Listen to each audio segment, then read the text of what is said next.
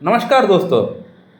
आज का ये केस सभी को देखना चाहिए। जो डॉक्टर्स है, जो स्टूडेंट्स है वो तो देखेंगे, मुझे पता है, लेकिन जो होम्योपैथिक लवर्स है, जो लोग होम्योपैथी को फॉलो करते हैं या लवर्स नहीं भी है, जिनको लगता है कि होम्योपैथी काम नहीं करता, होम्योपैथी बेकार है, किसी काम की नहीं है, तो उन लोगों को भी देखना चाहिए कि हम लोग होम्योपैथी में कौन सा एंगल से मेडिसिन प्रिस्क्रिप्शन करते हैं, किस तरह से पेशेंट को हम लोग ठीक कर सकते हैं। जो एक जेन्युइन होम्योपैथ है किस तरह से अपना पेशेंट को ठीक कर सकता है। ये वीडियो आप लोग को बिल्कुल देखना चाहिए। 7 से 8 मिनट का मेरे ख्याल से वीडियो होगा, बिल्कुल इस वीडियो को देखिए। ये जो आप पेशेंट का स्क्रीनशॉट देख रहे हैं, इस पेशेंट को बेसिकली 5-6 समस्या डेवलप हुआ है। बेसिकली प्रॉब्लम यही है कि इनको इरेक्टाइल डिस्फंक्शन का प्रॉब्लम है, मॉर्निंग इरेक्शन ठीक से नहीं आता है, एंकोलाइजिंग स्पॉन्डिलाइसिस का प्रॉब्लम है, गर्दन में पेन होता है, दर्द होता है, हाथ पैर में जलन होता है, घर से बाहर जाने का मन नहीं करता है, एंजाइटी डेवलप हो चुका है, एंजाइटी न्यूरोसिस जिसको हम लोग बोलते हैं। साथ ही साथ नींद इनको नहीं आता है, सोने का मन नहीं करता है, रात को नींद नहीं आता है और चक्कर भी इनको आता है।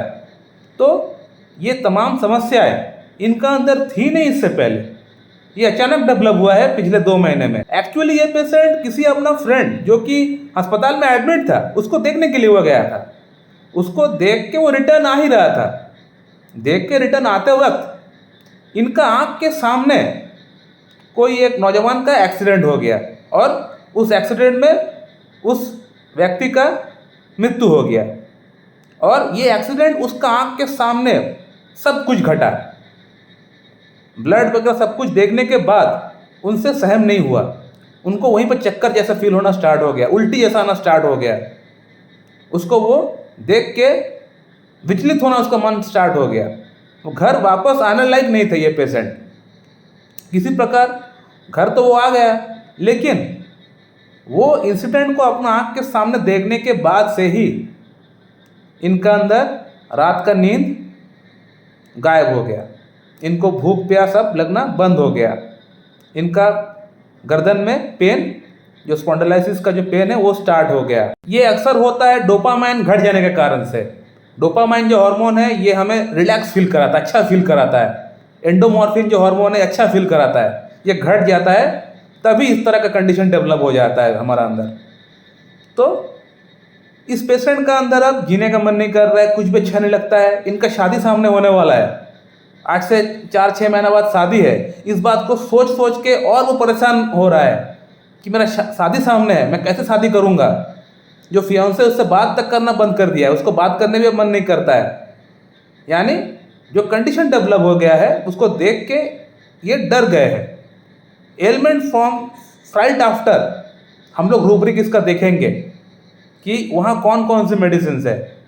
वहाँ बेसिकली जो मेडिसिन का नाम दिया गया होगा वो है aconite, ignatia, natrum mur, lycopodium, phosphorus, acid phos, opium, silicea, sepia. इस तरह के मेडिसिन वहाँ बिल्कुल होगी, मुझे पता है।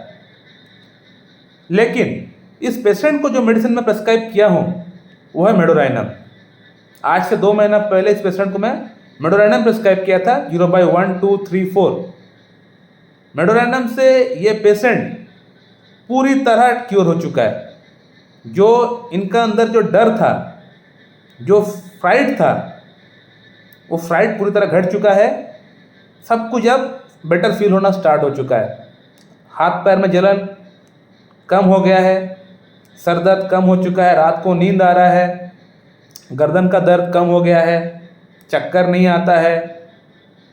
यानी पहले का तरह जो लाइफ जो था वो अब फिर से दोबारा आना स्टार्ट हो चुका है। पेशेंट का फीडबैक आप पढ़ सकते हैं, पेशेंट ने क्या लिखा है। डॉक्टर साहब अब मैं बहुत बेटर फील कर रहा हूँ, पेशेंट ने खुद लिखा है। इरेक्शन भी आना स्टार्ट हो चुका है, मॉर्निंग इरेक्शन भी आना स्टार्ट हो चुका है। तो मेडोराइनम मैं क्यों प्रेस्क्राइब किया हूँ इस पेशेंट को, जबकि केंट रेपर्टरी में तो मेडोराइनम कहीं लिखा ही नहीं है, लेकिन मेरा प्रेस्क्रिप्शन था मेडोराइनम। ये मैं अभी आप लोगों को बताने वाला हूँ। ये मैं केंट रेपर्टरी आप लोगों के लिए खोल कर रखा हूँ दिखाने के लिए कि जिस गाइडिंग सिम्टम का, जिस एलिमिनेटिंग सिम्टम का मैं बात कर रहा था कि एलिमेंट फ्रॉम फ्राइट आफ्टर, यानी जो पेशेंट का लाइफ में जो घटना घटा, जो डर इस पेशेंट का मन में बैठ गया है, उसको ठीक करने के लिए, दूर करने के लिए कौन कौन सी मेडिसिन का हम लोग इस्तेमाल में रख सकते हैं, देख सकते हैं। तो वहाँ कौन कौन सी मेडिसिन है ब्लॉग लेटर में आप देख सकते हैं। जिन मेडिसिन का नाम मैं थोड़ी देर पहले आप लोगों को बताया वही मेडिसिन का नाम यहाँ भी दिया गया है। एकोनाइट है, ओपियम है, नाट्रमूर है, लाइकोपोडियम है, फॉस्फोरस है, एसिड फॉस है, साइलेशिया है, पल्सटिला है। इसको छोड़कर और भी बहुत सारे मेडिसिन सेकंड ग्रेड में है, लेकिन मेडोराइनम का नाम कहीं भी नहीं है, ना फर्स्ट ग्रेड में ना सेकंड ग्रेड में। ऐसा इसलिए क्योंकि मेडोराइनम जो मेडिसिन है वो एक अंडररेटेड मेडिसिन है, और हो सकता है उस दौरान, उस समय जब केंट अपना रेपर्टरी बना रहे थे, हो सकता है उस समय मेडोराइनम का प्रूविंग ठीक से उस समय नहीं हो पाया था। मेडोराइनम का प्रूविंग जो है वो बाद में हुआ है बहुत ज़्यादा अच्छी तरह से, तो उस समय नहीं हो पाया था, इसीलिए उन्होंने केंट रेपर्टरी में, यानी केंट साहब अपने रेपर्टरी में नहीं डाला है, उसको शामिल नहीं किया है। लेकिन इस पर्टिकुलर रूब्रिक में मेडोराइनम जो है फर्स्ट ग्रेड मेडिसिन है, ठीक है ना। तो मैं तो इसको फर्स्ट ग्रेड में रखता हूँ मेडोराइनम को, इस पर्टिकुलर रूब्रिक के लिए। और एक रूब्रिक है एलिमेंट फ्रॉम नॉइज़ आफ्टर, यानी बहुत सारे पेशेंट ऐसे होते हैं जिनको नॉइज़ बिल्कुल पसंद नहीं होता है, तो इस पेशेंट को भी नॉइज़ बिल्कुल अच्छा नहीं लगता है। नॉइज़ी प्लेस, नॉइज़ी जगह पे जाने से इनको हाथ पैर कांपता है, डर लगता है। वो रूब्रिक में आप लोग को दिखाऊंगा थोड़ी देर में, आप देखते रहिए। ये देखिए, ये केंट रेपर्टरी में आप लोग को मैं दिखाना चाहूँगा कि सेंसिटिव नॉइज़ टू, यानी नॉइज़ से परेशान जो लोग हो जाते हैं, तो यहाँ भी कहीं भी आप लोग देख सकते हैं कि मेडोराइनम का नाम नहीं दिया गया है। बहुत सारे मेडिसिन ब्लॉक लेटर में है, लेकिन मेडोराइनम का नाम यहाँ कहीं भी नहीं दिया गया है, ठीक है। लेकिन इस पर्टिकुलर रूब्रिक के लिए भी मेडोराइनम फर्स्ट ग्रेड में ही आता है। तो बड़े पिकुलर सिम्टम पेशेंट का अंदर मैच हुआ। एक एलिमेंट फ्रॉम फ्राइट आफ्टर, जो कि एलिमिनेटिंग सिम्टम है, जो कि गाइडिंग सिम्टम है, जो कि कीनोट सिम्टम है। साथ ही साथ element from noise after, noisy place जाने से, नॉइजी प्लेस में जाने से, नॉइज बहुत ज़्यादा सुनने से इनको पैल्पिटेशन होता है, घबराहट होता है। ये सब अभी होना स्टार्ट हुआ, इससे पहले नहीं होता था कुछ भी, जस्ट 2 महीने से वो फील कर रहा है। होम सिकनेस और एक सिम्टम है मेडोराइनम का, घर में रहना अच्छा लगता है, घर से बाहर जाने का मन नहीं करता है। हाथ पैर में जलन, ये और एक सिम्टम होता है मेडोराइनम का। साथ ही साथ पेशेंट का पानी का प्यास बहुत ज़्यादा बढ़ गया है, ये और एक सिम्टम है मेडोराइनम का। पेशेंट को स्वीट खाने की क्रेविंग है, और साथ ही साथ एक हॉट पेशेंट है। Medorrhinum is a hot patient, hot remedy. साथ ही साथ पेशेंट का अंदर स्वीट खाने की क्रेविंग रहता है। और फैमिली बैकग्राउंड की अगर बात करें तो वहाँ साइकोटिक मैनिफेस्टेशन है। पेशेंट का जो माताजी है उनको अर्थराइटिस है, और साथ ही साथ पेशेंट को खुद को भी ये जो सर्वाइकल स्टार्ट हो गया है, ये जो स्पॉन्डिलाइटिस स्टार्ट हो गया है, ये भी साइकोटिक मैनिफेस्टेशन का अंदर ही आता है।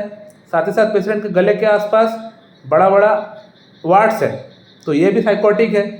तो यहाँ पे एक एंटी साइकोटिक मेडिसिन का दरकार हमें पड़ेगा, और Medorrhinum is a great anti psychotic medicine. जो करस्पॉन्डिंग सिम्टम्स है वो पूरी तरह मेडोराइनम की ओर इंडिकेट कर रहा है।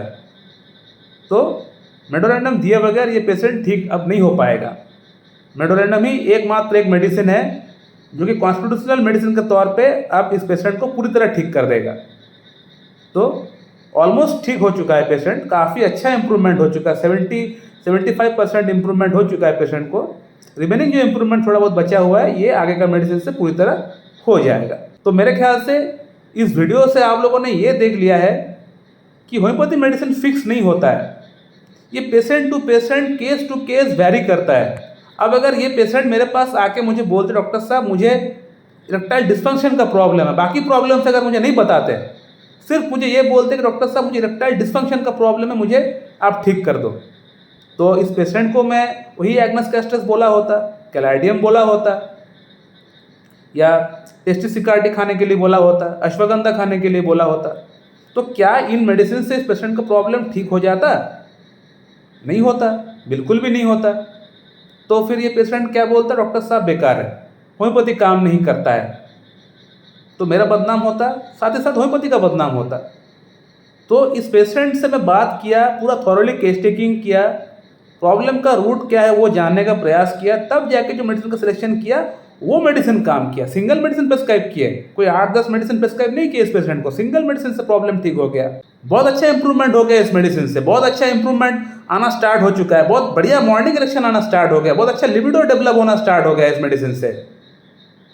और सिर्फ ये नहीं कि सिर्फ मॉर्निंग इरेक्शन आना स्टार्ट हो गया, लिबिडो डेवलप हो गया, इरेक्शन ठीक हो गया, बाकी प्रॉब्लम में भी इंप्रूवमेंट पूरी तरह आ गया है। यानी रात को नींद आ रहा है, हाथ पैर का जलन कम हो गया है, बाहर जाने का मन कर रहा है, पैल्पिटेशन घबराहट कम हो गया है, भूख प्यास लग रहा है, गर्दन में जो पेन हो रहा था वो कम हो गया है। तो ओवरऑल इम्प्रूवमेंट हुआ है। ओवरऑल इम्प्रूवमेंट इसलिए हुआ है क्योंकि हम जो इनको मेडिसिन प्रिस्क्राइब किए हैं वो टोटालिटी के बेस पे मेडिसिन प्रिस्क्राइब किए हैं। तो ओवरऑल इम्प्रूवमेंट पेशेंट का अंदर आना स्टार्ट हो गया है, सभी एस्पेक्ट में इम्प्रूवमेंट होना स्टार्ट हो गया है, क्योंकि हम जो मेडिसिन प्रिस्क्राइब किए पेशेंट को टोटालिटी के बेस पे था। वो पेशेंट के लिए मेडिसिन था, ना कि वो इरेक्टाइल डिस्फंक्शन की प्रॉब्लम की मेडिसिन थी, ना ही वो इंसोमेनिया की मेडिसिन थी, ना ही वो गर्दन की पेन के लिए मेडिसिन थी, ना ही वो हाथ पैर की जलन की मेडिसिन थी। जो पेशेंट मेरे पास आया था उस पेशेंट के लिए मेडिसिन था। तो पेशेंट के लिए अगर मेडिसिन अगर आप प्रिस्क्राइब करेंगे तो पेशेंट पूरी तरह क्योर हो जाएगा। पेशेंट जैसे ही पूरी तरह क्योर होगा तो उसका अंदर जो जो प्रॉब्लम्स है एट ए टाइम वो सभी प्रॉब्लम्स ठीक हो जाएगा। ये है रियल होम्योपैथी। इसको बोलते हैं हम लोग क्लासिकल होम्योपैथी। 8-10 मेडिसिन, 10-15 मेडिसिन एक साथ प्रिस्क्राइब करने से, बिना किसी मतलब की अक्कड़ बक्कड़ करके मेडिसिन प्रिस्क्राइब करने से पेशेंट का प्रॉब्लम जिंदगी में ठीक नहीं होगा। सिंगल मेडिसिन प्रिस्क्राइब करना पड़ेगा यहाँ पे। सो माय डियर फ्रेंड, इस वीडियो को आप लोग कैसा लगा आप लोग कमेंट करके बताइए। अगर वीडियो को अगर आप लोग अच्छा लगता है तो लाइक करें, शेयर करें, सब्सक्राइब करें। अगर आप लोग के मन में कोई सवाल है तो कमेंट बॉक्स में कमेंट करके पूछ सकते हैं, मैं आपको वहाँ पर रिप्लाई दे दूंगा। So thank you very much and have a good day.